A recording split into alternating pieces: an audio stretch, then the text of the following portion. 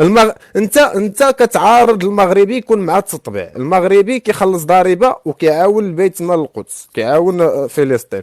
السلاطين المغاربه ودوله المغرب تنازلت على اراضيها لدوله فلسطين. انت شنو قدمتي للقضيه الفلسطينيه اسعد باحترام؟ قدمت لها مجموعه يهود مغاربه يحكموا الكيان الصهيوني، هذا الذي قدمت. وجاوبني في السياق.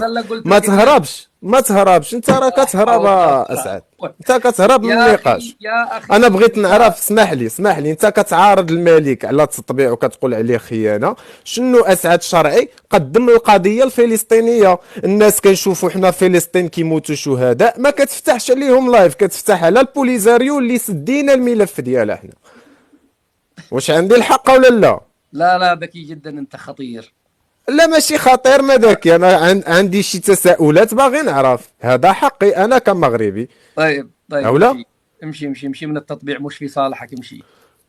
انا سولتك، انت خصك تجاوبني، انا خلاص، ماشي انا ما صالحي عندي داك جواب، ما الشيء عندي سوقي جواب. انا كيف.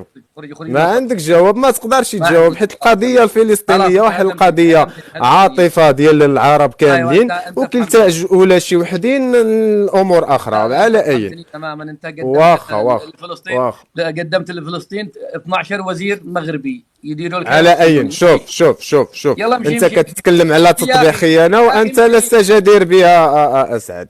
علاش ما تهضرش على القضيه ديال سبته ومليليه؟ انت كتقدس القضيه الفلسطينيه، علاش الجزر الجعفريه وسبته ومليليه والحدود اللي كتسميها الدوله الكرغوليه انها حدود موروثه عن الاستعمار، علاش ما كتطرقش عليها؟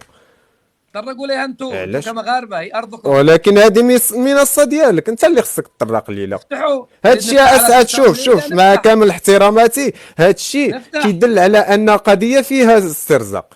انا شخصيا شفتك، انا كنت متابعين ديالك وكنشوفك وكذا وعجبتيني، وانا اللي قلت لك اجي الاصيله في المجيه الاولى للمغرب، باش قلت لك اجي الاصيله، راه انا اللي قلت لك اجي الاصيله.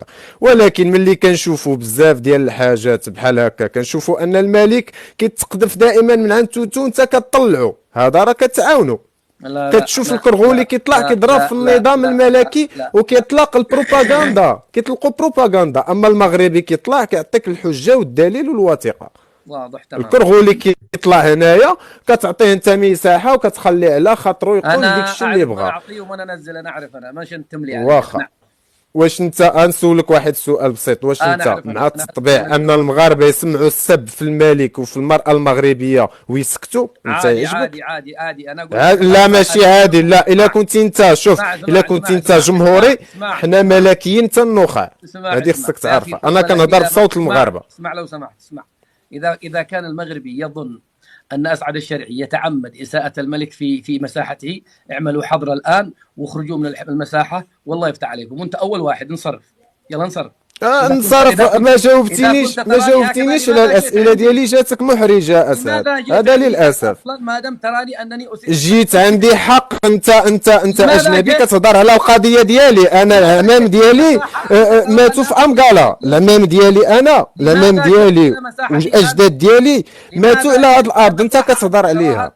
للملك ليش تيجي؟ جيت باش نهضر على الله يهديك الله. واش انت تبغي الهدايه؟ ادلف، يلا مع السلامه. وما كترضاش.